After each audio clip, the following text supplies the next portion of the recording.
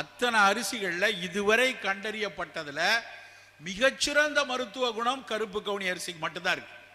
அதில் இருக்கக்கூடிய அந்த கருமை நிறத்திற்கு பின்னால ஆந்தோசைனின்ஸ் அப்படின்னு ஒரு சத்து இருக்கு.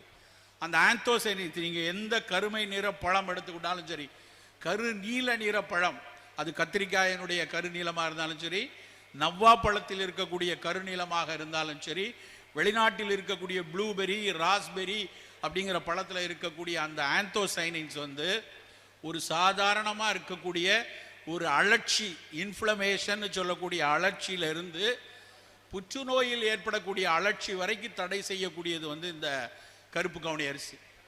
அப்போ அதை நம்ம உடனே ஒருத்தருக்கு லிம்ஃபோமா இருக்குது, சார்கோமா இருக்குது, உடனே கருப்பு கவுனி அரிசி கொடுத்தா சரியாயிரும்னு சொல்லதுக்கு வரல. ஆனால் தினம் தினம் அதை சாப்பிடும்போது, ஒரு பிடி அரிசியாவது அதை சாப்பிடும்போது புற்றுநோய் வருவதற்கான சாத்தியம்